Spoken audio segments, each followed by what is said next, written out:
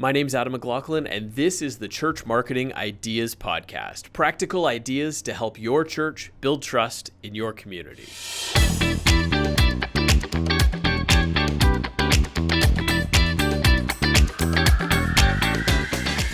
Welcome to the Church Marketing Ideas Podcast, ideas to help your church build trust in your community. Today's episode is with Miriam Maberry, and when I say a hands-on practical person who is doing church communications in their church, Miriam is who comes to mind. She is on staff at a church in Hampden, Massachusetts, which is not an easy area to be trying to spread the light of the gospel. And so I'm excited to talk with her about her church communications position and have you listen in on that conversation. And if you'd like to check out the show notes, you can check them out, churchmarketingideas.com/022, churchmarketingideas.com/022. Now, I know we just got through Easter, and I hope you had a great Easter weekend. And I also know that you may have missed a bonus episode that came out a few days ago with Laura Howe. Laura talks about compassion fatigue, and she also talks about burnout and what we can do if we think we might be experiencing those things or getting close to experiencing those things, and how we can continue to be at our best so that we can help our team be at their best and help our church impact our community. So if you missed that episode, understandable. Go back and take a listen to Laura's episode just a few days ago about compassion, fatigue, and burnout. Well, I'm excited to be chatting with you about Miriam Maberry's episode. Wow, that was a mouthful. I'm excited to have you listen in on my conversation with Miriam Maberry. Miriam Maberry is on full-time staff at Bethlehem Church in Hampden, Massachusetts. She loves having the opportunity to use her background in marketing and communications to cast church vision, engage people, and encourage them, and ultimately show them Jesus. Find her with a cup of coffee and working on some creative projects in her free time. After this word from our sponsors, my conversation with Miriam Maberry. Hey there, my name is Laura, founder of Hope Made Strong. I'm excited to partner with Adam and the Church Marketing Ideas podcast to bring you Finding Hope and Helping. I'm sure through working and volunteering in ministry, you've experienced stress, frustration, and exhaustion. I mean, who hasn't? Finding Hope and Helping is an online course that offers tools and strategies that overcome burnout and compassion fatigue. Serving in ministry has its rewards, but we can't ignore the impacts that it can have on our lives daily. We see it all the time when we're short-tempered with our team, or we put off the much-needed time with our families to serve others. Or perhaps you struggle physically with headaches, digestive issues, and chronic exhaustion. In the course, Finding Hope and Helping, you are equipped with renewed energy to support the church care needs and receive practical tools and resources that will build your resilience. Click the link, check out the course, and decide if you're ready to renew your life and revive your calling. Take care. For access to all of the courses by Hope Made Strong, visit churchmarketingideas.com/hope. Miriam Maberry, thank you so much for being on the podcast. No problem. I'm excited to be here. I'm very happy to have you. And for whoever's listening or watching that don't know, tell us a little bit about yourself, where you are, and what you do there. Yeah, so I'm at Bethlehem Church in Hampden, Massachusetts, which is a city in the Springfield area. I do the social media and just recently transitioned into the director of communications there. Okay. And how long have you been at the church? Just about a year and a half, I'd say. So I'm pretty new to ministry. Cool, that's great. And today I'm excited to be chatting with you because not just because of the topic that we're going to talk about, but also kind of the unique perspective that you come from being in New England. So originally, New England was kind of the religious hub, and now that's not so much the case. Tell us a little bit about the challenges that you have in the area that you're in. Yeah, so most people here, we can't assume have ever walked foot into a Christian church. So the statistics, everyone's usually pretty busy, full calendars, and used to kind of go, go, go, go, go. So we really face the challenge of creating things, just, whether it's an event or a ministry here that people actually want to go out of their way to get to, or even just engaging with us. It has to be something that really pulls them and speaks to where they're at in their life right now. So. And do you find that's the same kind of challenge online as it is in person? Is one easier than the other? Are they both difficult? What does that look like for you? I mean, in some ways, can be easier for people to like or comment on a picture right now in New England than to get them to walk into church on a Sunday. So that's really where I try to start initiating relationships with people in our areas, because they're swiping down on their Instagram feed all of the time. So if we can pop up there every now and then, that really gets us in to have some touches sooner. Yeah, for sure. So we're going to be talking about a blog post that you've written about how to be missional and to be real on social media and how to create engagement in an area that a lot of people are hesitant to engage. And I mean area like geographic, but also culturally speaking, right? And so I'm excited because you found some ways to create engagement, even with the challenges of your culture. And we're all looking for ways to create engagement online with our church's social media channels. So I'm sure there's going to be lots that we can learn, and everybody who's listening is going to be able to apply this for their own churches. So the first thing that you talk about in the blog post is the mission. So tell me a little bit about the mission and how that frames the rest of the discussion. For sure. So just a quick little side note, I actually haven't lived in New England my whole life. So I moved here a year and a half ago. And so I was pretty new to the culture. And so really everything I'd learned, from regular church life, I was finding it was really difficult to apply that right away and get, results. So I kind of had to myself go back to, why am I even in ministry? Why am I passionate about what I do? Like, where did that original zeal for it come from? And so I go right back to the gospel and how that, made my life do a 180, people around me and so on. And that's where really like my interest and passion for ministry started, was with the gospel. And so I thought to myself, like, okay, I love social media. I love like communications, graphic design, and all things creative. How the gospel has to apply to this, in some way. And so I just really centering back on that has given me a nice home base to go from whenever I try to push new content out.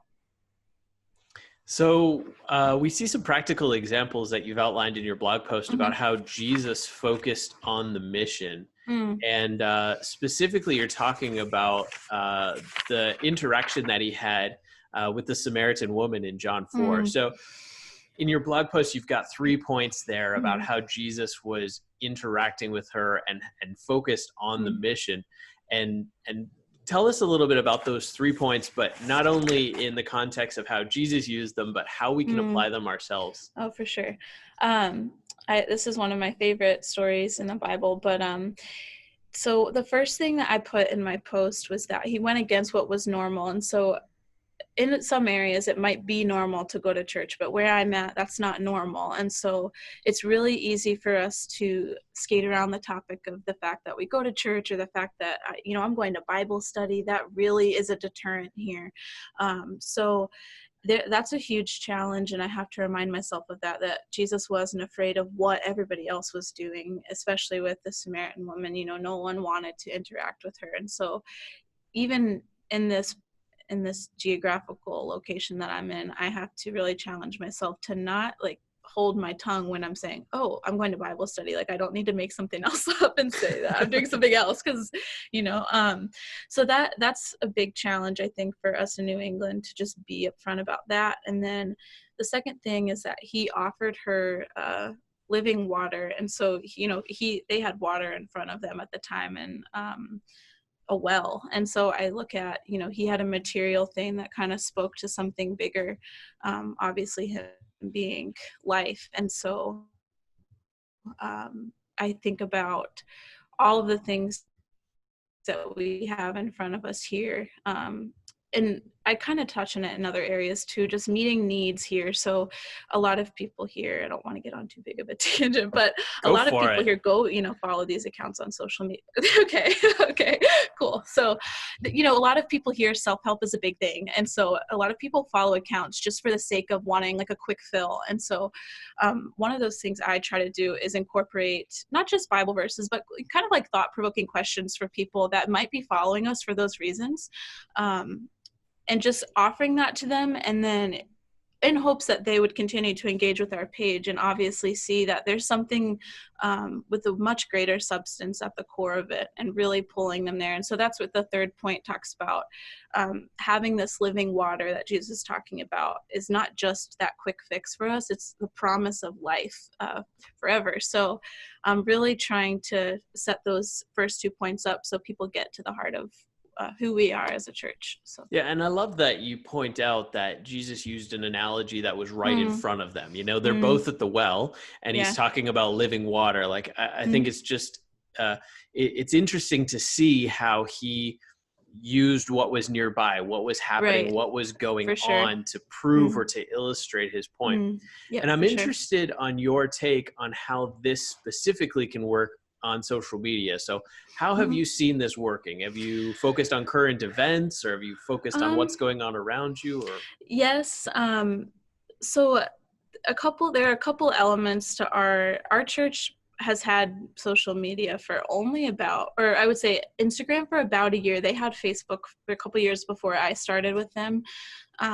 But really where our traction began to build was, I remember the first time I shared someone, I called it a story of life change. And I just asked one of my friends, hey, can I have a couple of sentences about how Jesus works in your life? It can be specifically at our church, but it doesn't have to be.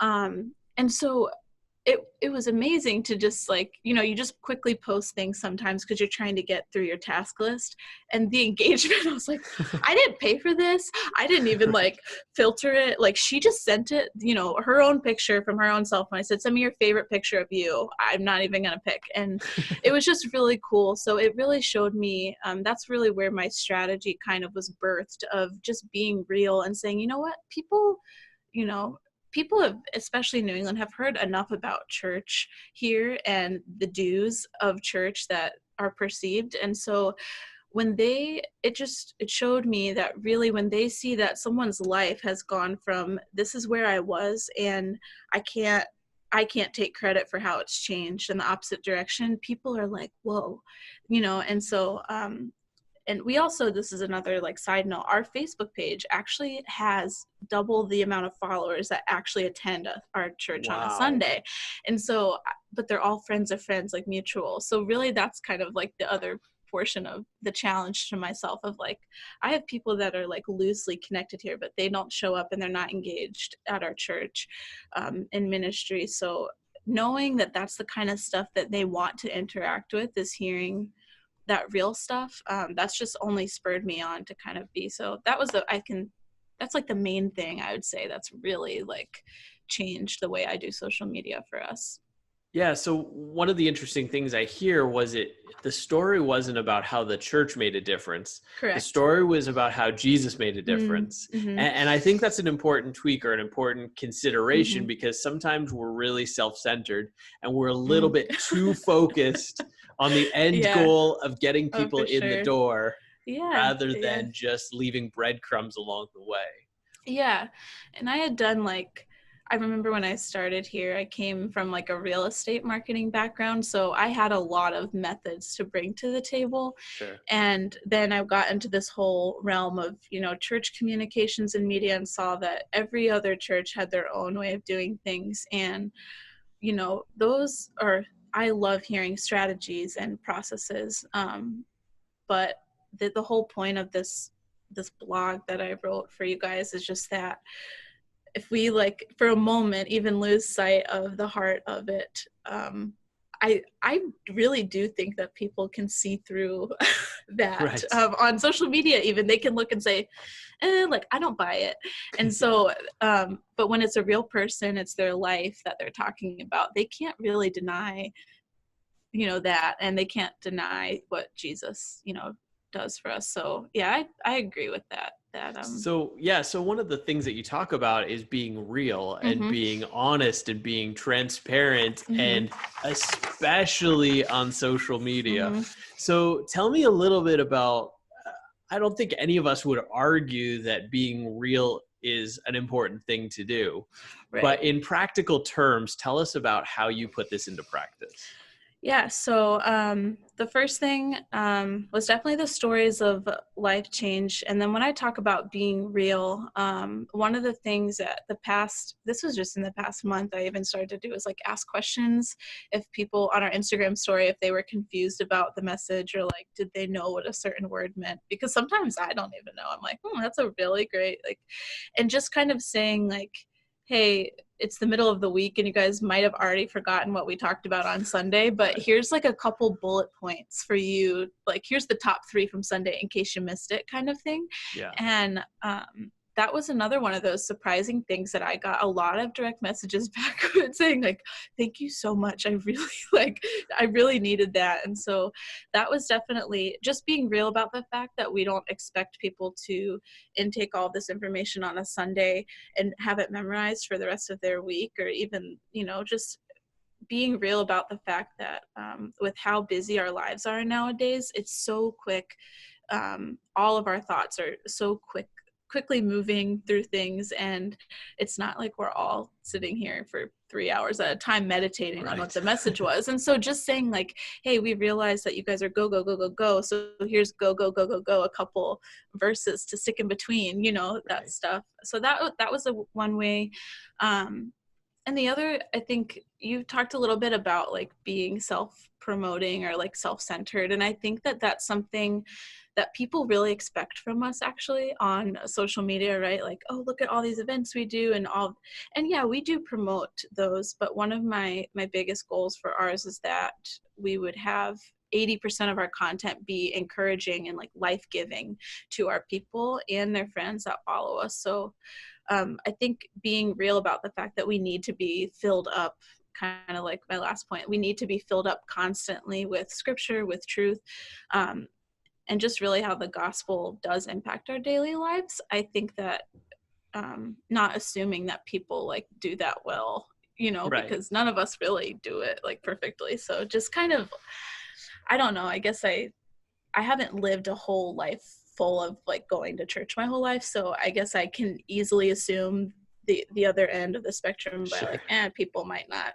But so that's, I don't know if those help, but that's kind of where I've taken my stance on our platforms. Yeah, I think too often we think to ourselves, or there's this dissonance, right? Where we say, I wouldn't want that, but the people who follow our social media channels, I bet they would want that. No, and it's like, no, we're kind of on the same page here. And so, I love that, to remind people about things that you talked about on Sunday in the sermon, that you would put some bullet points, something they could process in 15 seconds or 20 seconds, rather than just repost the video of the sermon, right? Yeah. Because nobody's going to scroll through Facebook on Thursday and stop and watch a 50-minute video or whatever.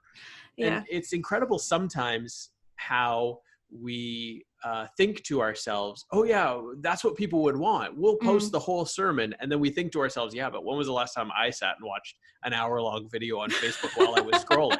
That's probably like never, for sure. right? And so give me some more examples of this, where we're reinforcing something that we talked about on Sunday, but in the sense or with the mindset that people are go, go, go. How can we sneak a little piece of the puzzle in there with them? Yeah. So as far as like what the content is, it's a mix of like, specifically I'm thinking of like, it's a mix of some things on Sunday, and then actually a lot of our social media is reflective of my personal devotional life. Like that's, sometimes I'm just creating because I'm like really meditating on a certain area of scripture and it just comes out naturally. So and so sometimes I will like take are you asking, sorry, I'm going to pause for a second, specifically about like the content or like actual posts that I'm giving? Yeah. Okay, both. Pieces of the puzzle. Okay, yeah. What are Okay. the actual posts, and then what kind of Yeah. content can we use to get there, or what kind of Okay. ideas can we use to create that? Okay, gotcha. So that helps. So a lot of the things that I will use for content is definitely scripture.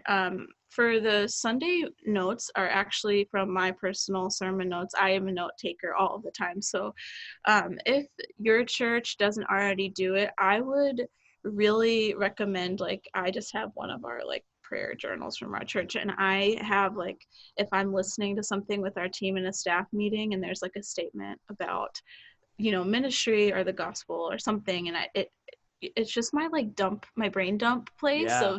of where those statements go, or if I'm like in a commentary for a certain piece of scripture and there's a statement there, a lot of our content is from that. And then I would definitely another area for content, I would say, is to ask your pastor or one of your pastoral staff, what are some articles? I know there's different denominations and such, so what are some like resources that if they follow certain ministries or pastors or authors and stuff that they would approve for you to pull from. And Right. so usually I will share an article or like take something from that. So those are some of those things that I kind of look. That's where I guess most of the like content itself comes from. The posts themselves are definitely a mixture of that. So sometimes I'm physically like designing things myself. A lot of that stuff is, so if you're side note, if your church doesn't have a graphic designer, I understand the struggle. So there are a lot of there's a Facebook group. I don't know if I'm allowed to like plug Facebook groups in for here. sure. Okay, cool. Whatever you So like. Pro Church Media and Church Yes. Communications are like my two favorite groups, where people will share their posts for their church in there, and you can ask permission and say, can I take this? And they'll say yes. I've never had anyone tell me no. So sometimes if I'm in a jam, I just, take one of those, and that's really helpful. And they also gave like really good feedback. I just had to design a side story, but had to design a Advent graphic based on a banner that someone made at our church like 20 years ago, and I had to recreate it digitally. And so I got some really good, honest feedback. So those are a lot of resources that I pull from. And so if I'm not posting like a visually pleasing verse or a story of life change, I'm usually reinforcing our mission, which ours is living life connected to Jesus. So that's a pretty simple one to reinforce. Or one of our other like more successful campaigns was when the school year started, I asked all of the high school students and some of the college students to send me, it was a similar idea of the story of life change, send me one of their favorite pictures of themselves, tell us what school they went to, what their major was if they were in college, and then their favorite verse and then what they wanted to encourage the church with. So it wasn't just like staff and leadership encouraging the church, it was the church encouraging the church. So that's as I ramble on about this, that's one thing I could say, is to get your congregation involved. And they might not be the ones posting for you guys, but if you could say, hey, like, could you just answer this one question for me? And I just want to post that I asked you, and you're going to answer it. And you wanted to encourage everyone with something. That kind of brings us to this level of like, hey, we're all the same person and we can all relate to this life of walking with Jesus. So that's really kind of bringing other people into it has been really cool. And it's cool to see that how much people actually enjoy it, because you might not think they do, but they do. They do want to be a part of it. So outside of the church, in marketing world, someone might call that user-generated content, where you're getting the user to create your content for you. It's kind of like if somebody gets the new iPhone and they take a selfie and say, got my new iPhone. That is the user generating the content. Right. And that is the most successful, because it's not the brand talking about itself, or in this case, it's not your church talking about your church. It's someone talking about their experience and their walk with God. I love that so much. That's such a great idea. Yeah, and I think that like we don't have to, like, at least where we are, our church is roughly 400 in size, which is considered large here. For the average church size here is around 50 people. So Wow. people know, we have a relatively new building, so people know like where we are, they know where we're located, and they know, I don't have to tell people on social media, obviously, that I'm Bethlehem Church, or, I don't already, like, that stuff's already there. So I don't need to continue to drive that in. Like, those are pretty solidified things, like where the content's coming from. If people wanted our address, they could find it, kind of thing. And so I also touch on this in my blog, I think, about like trying to offer people what they don't already have in their life. And so especially for if the people that follow us, half of them don't even come here, what are they not getting in their day-to-day, like, calendar filled lives that they need? And so that thing is Jesus, right? So whatever like we can do to reinforce that. And I don't know, I think that to really bring it back simple, it's so impactful right now. And I guess I chuckle sometimes because I'm like, why am I surprised? Like, this is what we're supposed to be doing. It's like talking about Jesus, but we had, for so long we've gotten far away from that as far as, recentering on that. And so in some ways I'm like, yeah, guys, that's what you're supposed to do. But I'm like, also, why are we even surprised that this is right? Isn't this how it's You supposed mean to be? this works? Yeah, you mean the gospel just works by itself? Right. But it does, guys. That's so cool.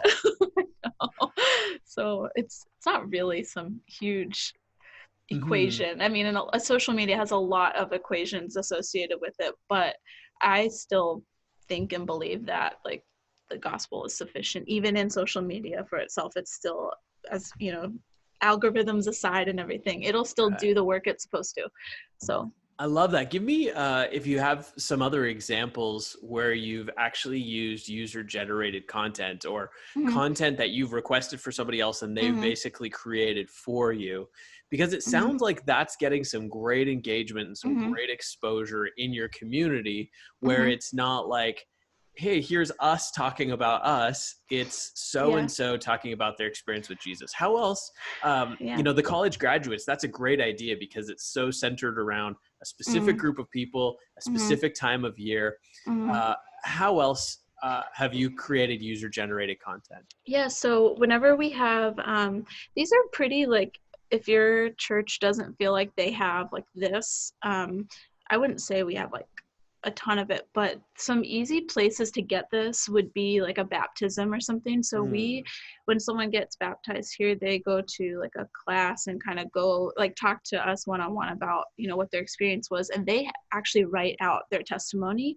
Wow. And so I kind of say, hey, like, can I take some of this? And when we do baptism, can I take pictures and can I like incorporate that? And I've never gotten a no from that. So if your church does that, that's a great place to pull content from. And I love that specifically because they're not like, they didn't produce their testimony because they knew it was going to go on social media. So I know that it's totally organic. So I do that. I will, early on when I had started, our youth and young adults pastor writes a blog every Friday and calls it his Friday challenge. So usually I will ask someone in his youth or young adult to say, hey, what like was one phrase that Pastor Tom said that stuck out? Can I, and I will just post an image of that line with a link to our blog. So those are like some bigger things. And then Vacation Bible School like was another, or like some people call it summer kids camp now, but like, yeah, they rephrased it and all, but those are some like areas, like even kids that like, if they've made faith decisions, they will kind of say like, this is what I love about, and another thing, sorry, I'm thinking of all these things. No, go for it. So at the beginning of the school year also, I did something at our children's ministry is called the Greenhouse. And so we asked when parents and their kids checked in to say, what do you love about your kids being in the greenhouse? And they all answered and they got entered in a raffle for merch. And then the kids said, like, we said, what's one thing you would want to say to your greenhouse teachers? And so they just answered those, and I didn't even take their names. I just took those. And so that's like both social media content, but then also it's stuff that we use, and later on in the blog, I talk about how we recently have totally like gotten rid of our church announcements and have focused on like 3 big wins of ministry. And that user-generated content usually goes first from the platform, like as it just naturally happens that way. And then I kind of pick from that pool of things we've announced or gotten excited about with the church to put on social media also. So to kind of say to people that don't go here, hey, like real things happen here, and like kids feel like loved, valued, they're excited to come to Awana programs, or like young adults get excited to hang out on Monday nights, you know, it's a real thing here. So that kind of reinforces, those two kind of work together, I feel like. Man, I love it so much. Okay, I want to jump back to something you said because I heard some people's brains exploding when you said you don't do announcements during church. And this is becoming more and more common. And I would love if you would talk about, if you are using practical stories, tell me like what kind of context that looks like. Yeah. Yes. And then after that, we're going to talk about how do you get information to people if you don't use the holy grail of announcements during service. By the way, I'm all for this strategy, okay. So I'm looking forward to hearing how it works for you. Oh my gosh. Well, let's start with practical ways you're using the stories in place of announcements. Yeah, so we are, to clarify, we are in this transitional phase of, we did a lot of them and then I kind of got them broken down, and then now I've said we're going to do our big 3 every week, and those may or may not include events. So there are some ministry events, if they involve 80% or more of the congregation, I will promote it, given it like, we don't do an event unless it ties in with our mission, but I will decide what spiritual practice or like what gospel orientation the event has and focus on the gospel orientation of it, and then say, and then here's a graphic for it, basically, and then they kind of go from there. So anyway, practically, some of these things that that was what you asked, what we're like saying from the platform. Yeah, like give me an example of what that would look like. So there's a couple of us on a rotating schedule, and what we do is the big 3. So right now, we do those first. We welcome our guests.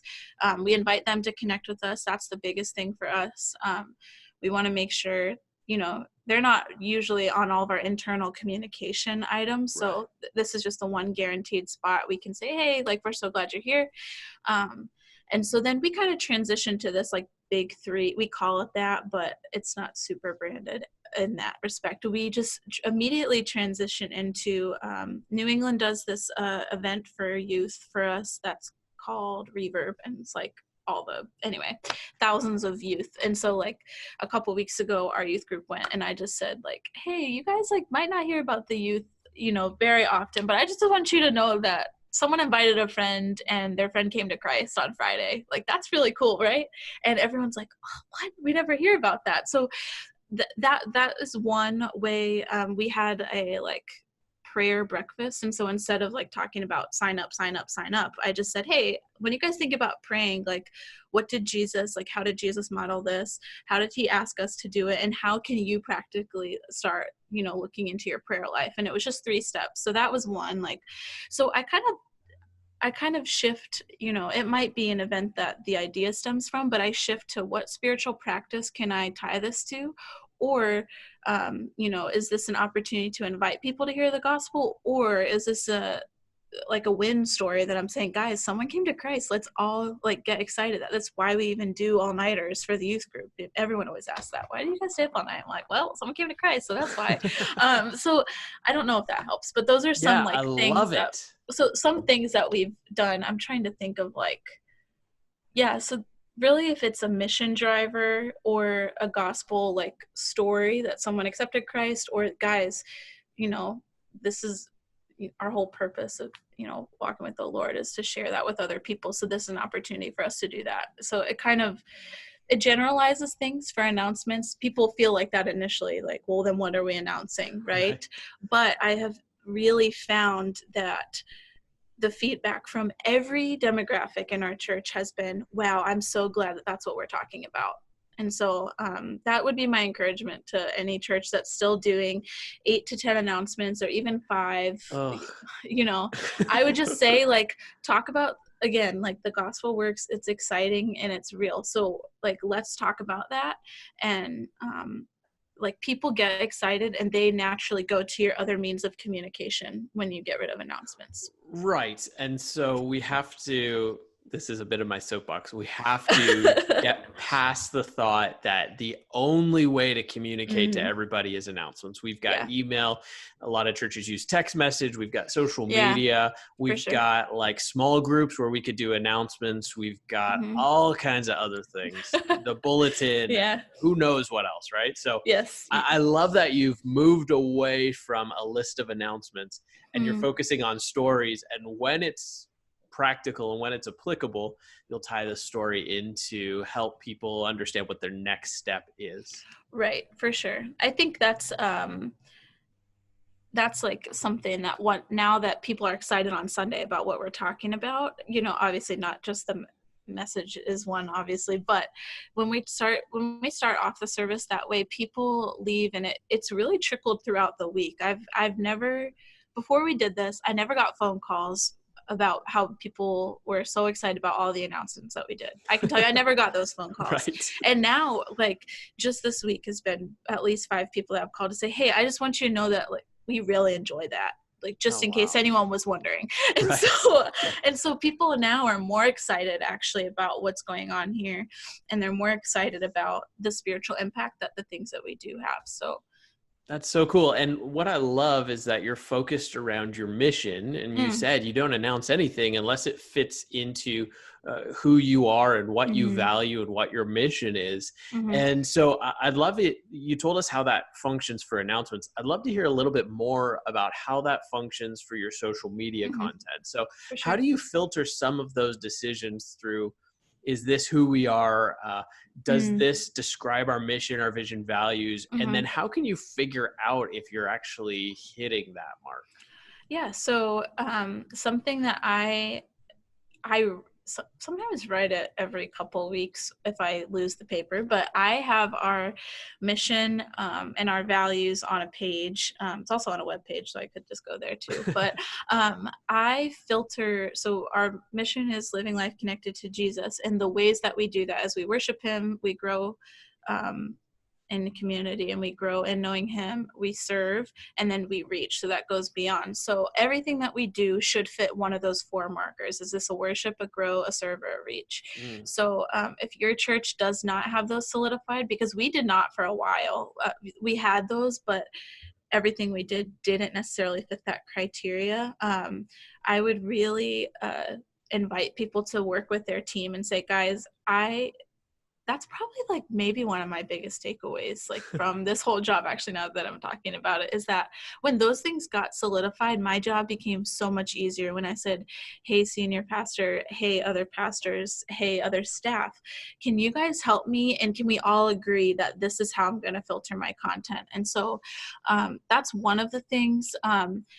Something on social media I will highlight and like thank people that serve, but I'm not really looking to have outside people like jump into I understand that might not be their like first step. So I really highlight like the worship and grow aspect, and then I filter in like the reach ones. So practically how I do that, I would look at how your church, like what your biggest ministry always is going, but there's, certain times of the year for your church, depending on the event that you do or like the holidays or something.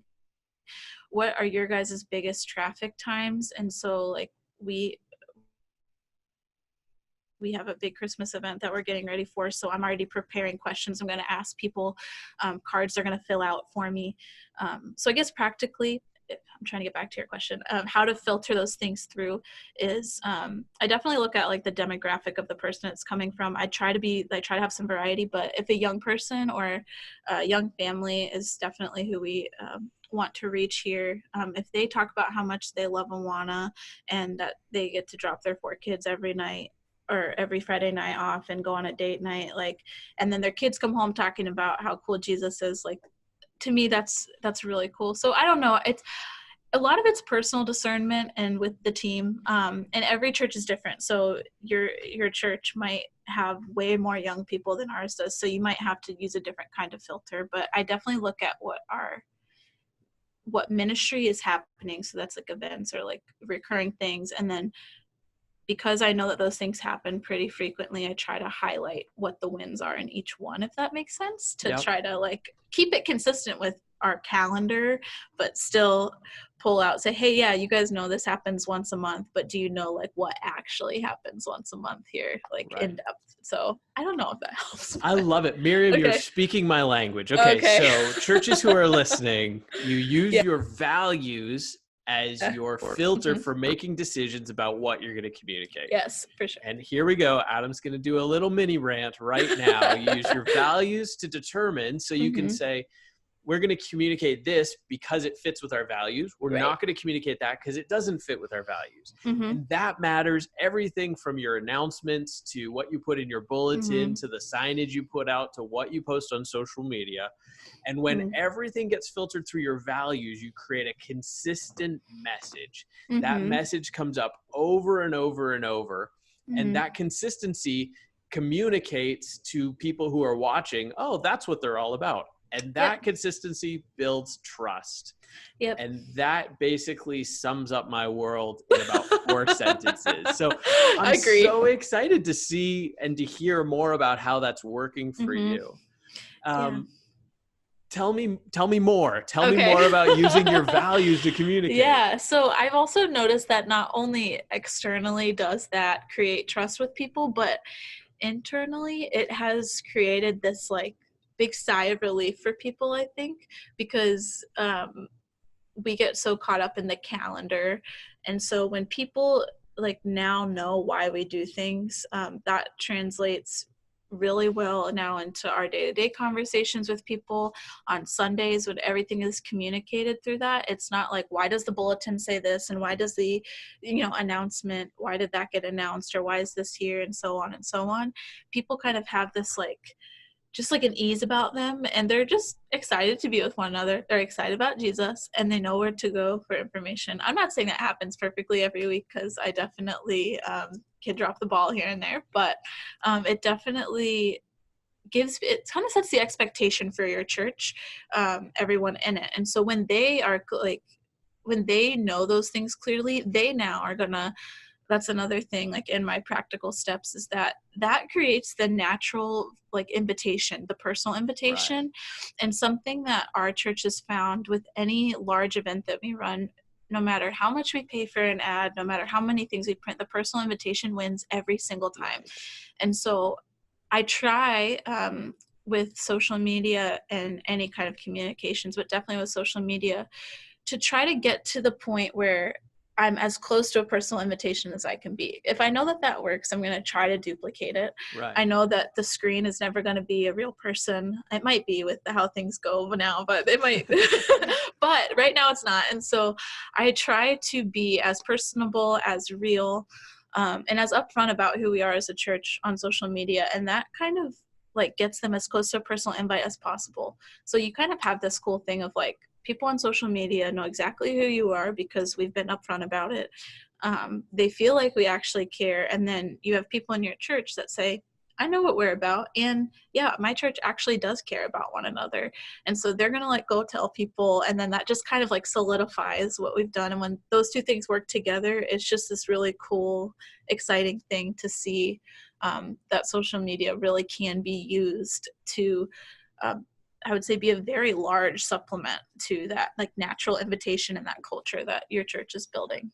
I love it so much. The overarching idea in your blog post, which we'll link to in the show notes, the overarching idea is having a missional mindset. And all of the steps, all the pieces that we've talked about, all the practical ideas fall under creating a mission and having people work within that missional mindset. Last question for you, Miriam, is how do you communicate the mission in a way that it's not just a decal on a wall or a signature on an email, but how do you communicate the mission in a way that it becomes a mindset?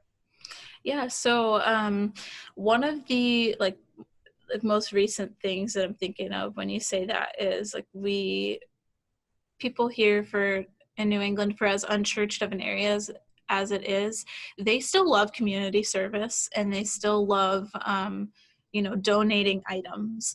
And so when we say living life connected to Jesus, and one of our values is reaching the community with hope.